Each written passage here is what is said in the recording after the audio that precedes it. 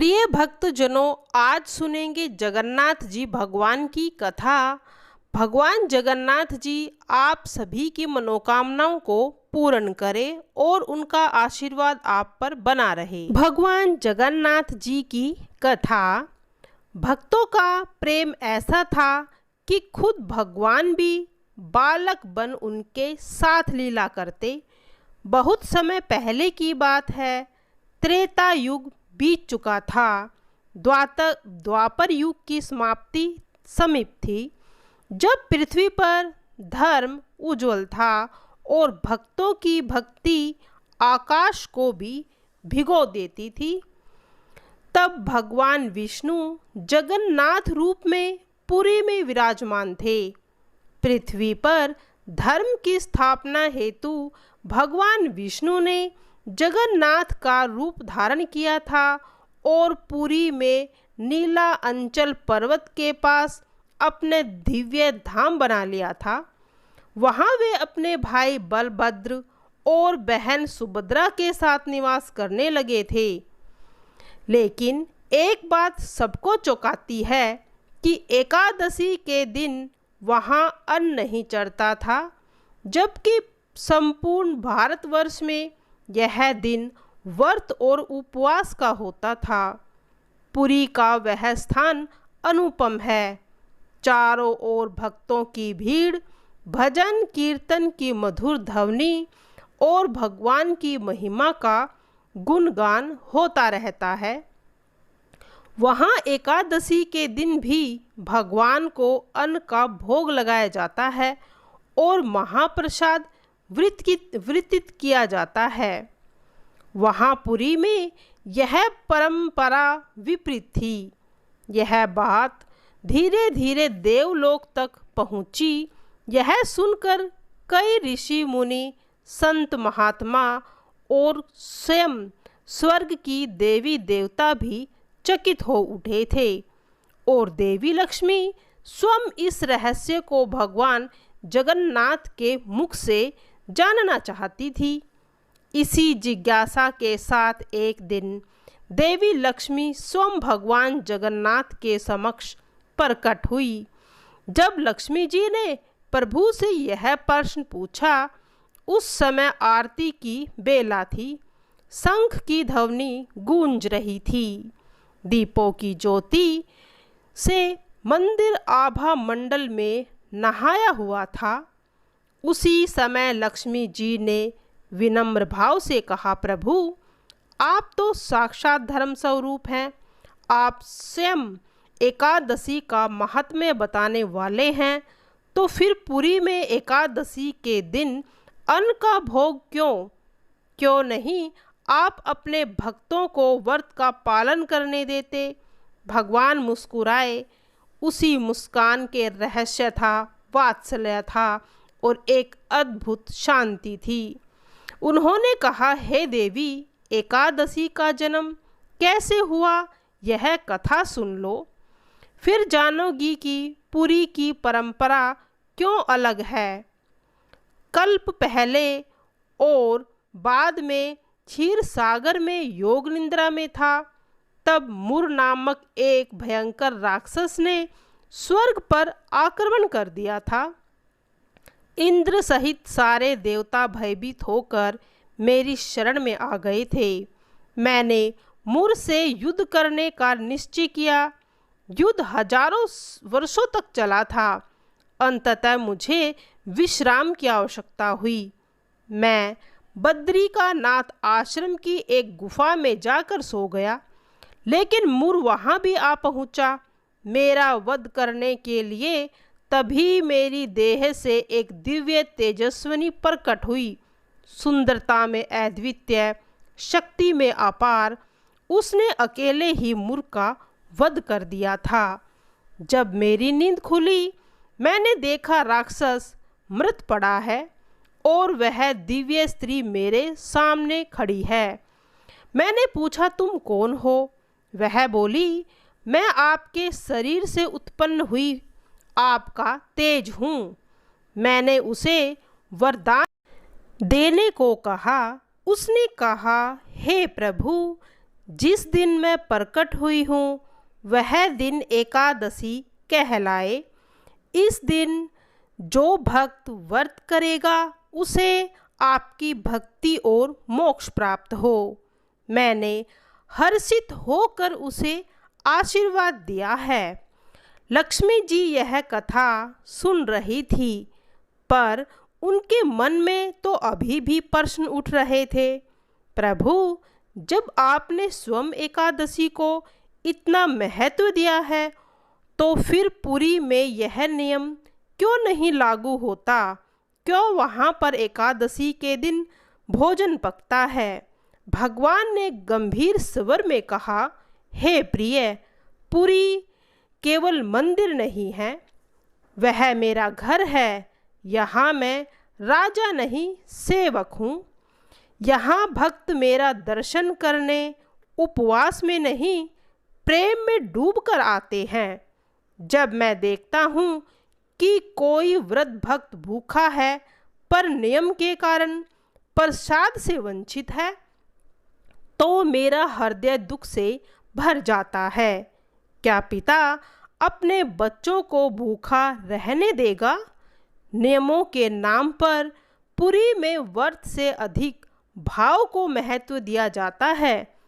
यहाँ एकादशी को भी अन्न चढ़ता है, लेकिन वह अन्न नहीं, प्रेम का प्रसाद होता है। मेरे भक्त मुझसे प्रेम करें, भूखे ना रहे, यही मेरी इच्छा है। नियम से बड़ा है प्रेम।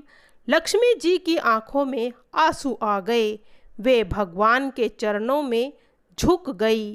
प्रभु, आपने एक बार फिर से सिद्ध किया है कि आप केवल धर्म के रक्षक नहीं, भक्तों के जीवन के सार भी हैं। इसीलिए आज भी पुरी में एकादशी के दिन अन्न का भोग लगता है, महाप्रसाद बनता है और भक्तों में वितरित होता है, क्योंकि वहाँ भगवान कहते हैं, भूखे रहो या खाओ, नियम निभाओ या नहीं, पर मुझसे सच्चा प्रेम हो, बस यही पर्याप्त है। जय जगन्नाथ। एक ऐसा भगवान जो भक्त के नियम नहीं, दिल मांगता है। अब भगवान ने कहा, हे देवी, अब सुने मेरी वह कथा जिसने मेरे हृदय को भी द्रवित कर दिया था, भक्त कर्माबाई की कथा। साथ ही उनकी निश्चल भक्ति का एक ऐसा वर्णन जो पत्थर को भी पिघला देता है। भक्त कर्माबाई एक सच्ची भक्त है, जिसने जगन्नाथ जी को प्रेम से बांध लिया। एक अनुपम कथा जहाँ प्रेम नियमों से भी बड़ा सिद्ध होता है। भगवान आगे कहते हैं, हे देवी, भक्ति जब निश्चल होती है तो वह जन्म, पात, नियम, काल और परिस्थितियों की सीमाओं को भी पार कर जाती है। एक ऐसा ही नाम है कर्माबाई का। कर्माबाई का नाम जब भी लिया जाता है, भक्तों की आंखों में आंसू आ जाते हैं, क्योंकि वह केवल एक बालिका नहीं, वह भक्ति का साक्षात रूप थी, जिसने अपने प्रेम से भगवान को भी विवश कर दिया था कि वे स्वयं पधारें और उनका खाया अन्न स्वीकार करें। भक्तों, राजस्थान के एक छोटे से गांव रोहिणी में एक निर्धन ब्राह्मण परिवार में एक कन्या जन्मी। उसका नाम था कर्मा। बचपन से ही उसमें गहन सात्विकता, सेवा भाव और भक्ति थी। बाल्यावस्था में ही माता पिता का देहांत हो गया। अब कर्मा अकेली हो गई, पर वह कभी उदास नहीं हुई। उसने बचपन से ही अपने इष्ट भगवान जगन्नाथ विष्णु जी के रूप को अपना सर्व कुछ मान लिया था। कर्माबाई कहती थी, वह मेरे भगवान जगन्नाथ मेरे पिता हैं, वही माँ है, वही मेरे अन्नदाता, सखा और स्वामी हैं। मैं उनके लिए ही जीती हूँ, उन्हीं के लिए रसोई बनाती हूँ और उन्हीं के लिए सांस लेती हूँ।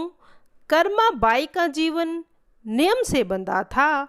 सुबह ब्रह्म मुहूर्त में उठना, स्नान करना, तुलसी को जल चढ़ाना और फिर स्वयं अपने हाथों से भगवान जगन्नाथ के लिए रसोई बनाना।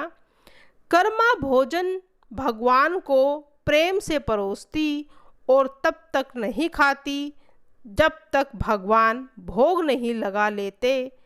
अब आप पूछेंगे, एक निर्धन बालिका जिसके पास चित्र मूर्ति कुछ भी नहीं, वह भगवान को भोग कैसे लगाती? कर्मा अपनी रसोई में एक पाटे पर भोजन परोसती, वहाँ फूल रखती, दीपक जलाती और कहती, हे जगन्नाथ आइए, खिचड़ी ठंडी हो रही है। एक बार एकादशी का दिन आया। गांव के पंडितों ने कर्मा को देखा कि वह रसोई की तैयारी कर रही है। उन्होंने कहा, अरे मूर्ख कन्या, क्या तुझे पता नहीं आज एकादशी है? आज अन्न नहीं पकता, न खाया जाता और न ही चढ़ाया जाता। कर्मा ने हाथ जोड़कर कहा, पर मेरे प्रभु भूखे रहेंगे तो वे हर दिन आते हैं, खिचड़ी खाते हैं, क्या मैं उन्हें बिना खिलाए रहूं? पंडित ने उसे डांट दिया। कर्मा बाई डर गई, पर मन व्याकुल था। उसने कहा, हे प्रभु, यदि आज मैंने खाना न बनाया तो आप भूखे रह जाओगे, और यदि मैंने बनाया तो लोग कहेंगे कि मैंने नियम तोड़ा। अब मैं क्या करूं? आप ही निर्णय लो। अतंतः प्रेम ने भय को जीत लिया। कर्माबाई ने खिचड़ी बनाई। उसमें कोई स्वाद, घी, मसाला नहीं, पर उसमें भी अद्वितीय उसकी भक्ति थी। वह बोली, प्रभु आज खिचड़ी नहीं चढ़ाने दी गई, इसीलिए मैंने आंसुओं से ही नमक बनाया है, मेरी भक्ति को स्वीकार कीजिए। उसने जैसे ही थाली परोसी और प्रभु को बुलाया, एक तेज प्रकाश फैला और स्वयं साक्षात भगवान जगन्नाथ जी प्रकट हो गए। वह नीले रंग का दिव्य पुरुष पीतांबर धारण किए हुए मुस्कुराते हुए बोले, कर्मा, आज तुमने सिद्ध कर दिया कि प्रेम व्रत से बड़ा है। तुम्हारी खिचड़ी में वह स्वाद है जो स्वर्ग में नहीं मिलता। मैं आज इस खिचड़ी को जरूर स्वीकार करूंगा। कर्माबाई की यह खिचड़ी और उसकी भक्ति की गाथा पुरी के श्री मंदिर तक पहुंची। वहां के सेवक और पुजारी चकित रह गए। भगवान जगन्नाथ के दर्शन करने पर उन्होंने पाया उनके होठों पर खिचड़ी के दाने लगे थे। जब उन्होंने प्रश्न किया तो भगवान ने स्वयं कहा, मैं आज अपने प्रेमी भक्त की खिचड़ी खाकर आया हूँ। कर्माबाई ने मुझे बुलाया था। कर्माबाई ने दिखा दिया कि भगवान को वैभव नहीं, भाव चाहिए। भगवान को रथ यात्रा नहीं, पवित्र आत्मा की यात्रा चाहिए। और सबसे ऊपर प्रेम और भक्ति की सामने कोई नियम नहीं टिकता। आज भी पुरी में जगन्नाथ मंदिर में जब खिचड़ी बनती है तो उसे कर्मा खिचड़ी कहा जाता है। राजस्थान और भारत के कई हिस्सों में सुबह पहली रसोई भगवान को समर्पित करने की परंपरा है। कर्मा खिचड़ी से प्रिय जोड़ा जाता है। अब सुनेंगे जगन्नाथ जी भगवान की दूसरी कथा, जिनकी जीवन कथा भक्ति, त्याग और ईश्वर में अटूट विश्वास का प्रतीक है। उनकी भागवत कथा आज भी असंख्यक भक्तों को प्रेरणा देती है। एक समय रघुदास नाम के भगवान रामचंद्र के महान भक्त थे।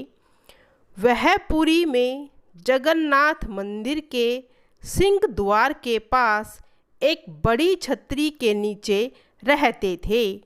एक बार जब वह भगवान जगन्नाथ जी के दर्शन करने गए तो उन्होंने जगन्नाथ की वेदी पर राम, लक्ष्मण और सीता को देखा। उस दिन से उन्हें विश्वास हो गया कि भगवान जगन्नाथ भगवान रामचंद्र से भिन्न नहीं हैं। रघु ने भगवान जगन्नाथ के प्रति मैत्रीपूर्ण प्रेम संख्या रस विकसित किया। एक बार रघु ने भगवान जगन्नाथ के लिए एक अच्छी माला तैयार करी और पुजारी को चढ़ाने के लिए दे दी, लेकिन पुजारी इसे चढ़ाना नहीं चाहता था क्योंकि रघु ने केले के पेड़ की छाल से बनी डोरी का इस्तेमाल किया था।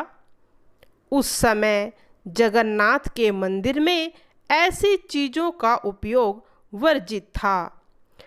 रघुनाथ को बहुत दुख हुआ कि उनकी माला भगवान जगन्नाथ को नहीं चढ़ाई गई। वह बहुत उदास महसूस करते हुए मंदिर के बाहर चला गया। बाद में दिन में पूरी शाम की आरती का समाप्त हो रहा था। भगवान के शयन करने से पहले पुजारी उन्हें एक विशेष पोशाक पहनाते हैं जिसे बड़ा श्रृंगार वेशा कहा जाता है।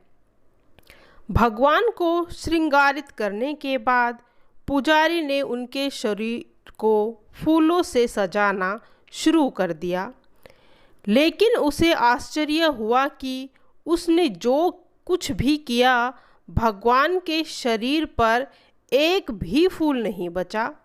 भगवान किसी भी फूल को स्वीकार नहीं करेंगे। सभी पुजारी यह सोचकर बहुत चिंतित हो गए कि अवश्य ही उन्होंने कोई अपराध किया है, लेकिन यह अपराध क्या हो सकता है।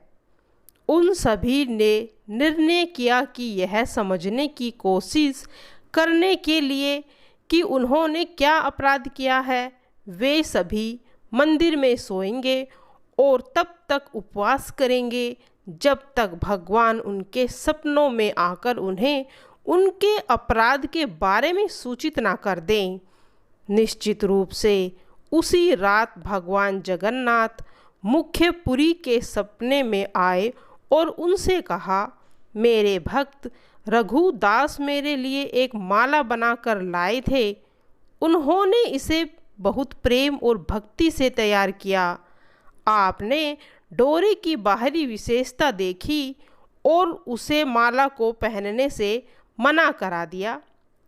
आप देख नहीं सकते कि उसने कितनी अच्छी माला तैयार की है। उन्होंने इसे प्रेम और भक्ति से पिरोया है। अब मेरा भक्त मेरी सेवा से वंचित होकर माला सामने रखकर अपने घर में पड़ा हुआ है। उसने कुछ भी नहीं खाया और लगातार रो रहा है। वह अभी तक सोया भी नहीं है। जब तक मेरे भक्त की इच्छा पूरी नहीं हो जाती, मैं आपसे कोई माला स्वीकार कर चैन से नहीं सो सकता।